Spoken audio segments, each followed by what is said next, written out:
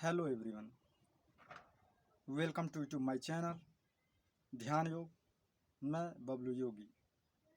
साधकों, ध्यान योग के पहले पार्ट में आज हम लोग जानेंगे योग क्या है, योग की परिभाषा क्या है,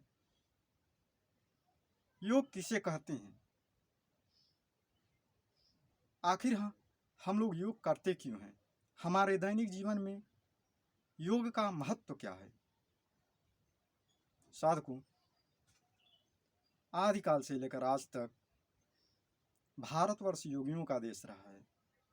सभी योगियों ने शरीर, मन और प्राण को शुद्ध बनाने पर जोर दिया है, जिससे ब्रह्म की सत्ता का ज्ञान हो सके तथा आत्म साक्षात्कार किया जा सके।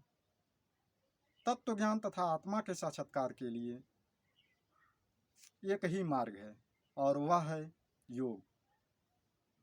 इसलिए योगी तत्वज्ञानी व दार्शनिक होते हैं। योग जितना सर्वांग होगा उतने ही दार्शनिक विचार होंगे। योग का अर्थ सिर्फ सत्य को जानना ही नहीं, बल्कि उसको अपने जीवन में उतार लेना है।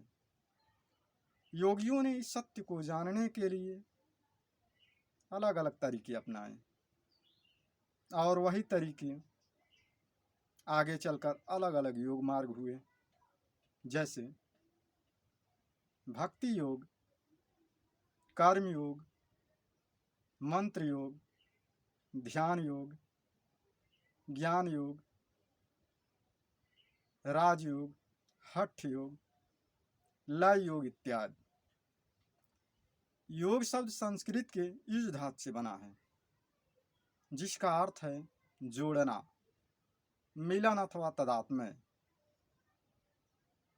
इस अवस्था में योगी को जीवात्मा और परमात्मा की एकता की अनुभूति हो जाती है, अर्थात जीवात्मा और परमात्मा के मिलन को योग कहते हैं। वैसे योग का शाब्दिक अर्थ जोड़ना ही है।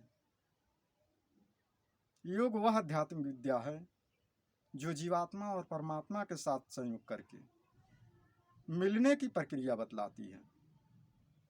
जीवात्मा इस मायारूपी स्थूल जगत के वास्तविक स्वरूप से अवगत कराकर परम शांत और शुद्ध ज्ञान से युक्त करके अपने वास्तविक स्वरूप से परिचय करा देती है।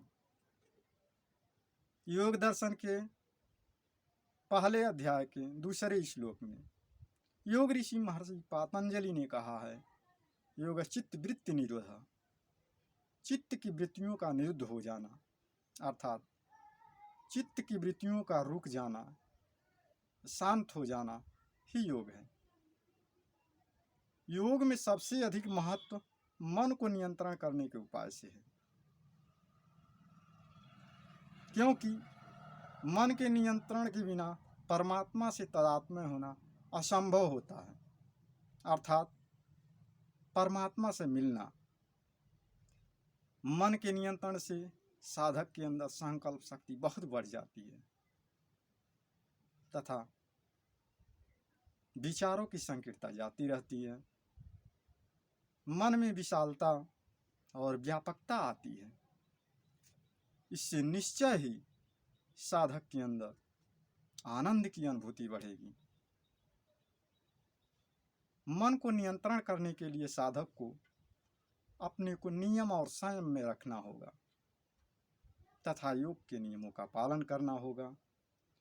इन योग के नियमों का पालन करने से साधक के अंदर असाधारण गुणों की प्राप्ति होने लगती है और योग के अभ्यास से उसे विशेष प्रकार की दृष्टि प्राप्त होती है, जिससे उसे इस स्थूल जगत से परे सूक्ष्म जगत और सूक्ष्म पदार्थों की जानकारी प्राप्त होती है और उसे ज्ञान भी प्राप्त होता है। संकल्प शक्ति बढ़ने से साधक ढेरों प्रकार की असाधारण शक्तियां प्राप्त करता है। साधकों, यदि आप लोगों को योग के विषय में हमसे कुछ पूछना है तो कमेंट बॉक्स में लिखकर अवश्य पूछ सकते हैं। हम यथाशक्ति बताने का प्रयास अवश्य करूँगा। धन्यवाद।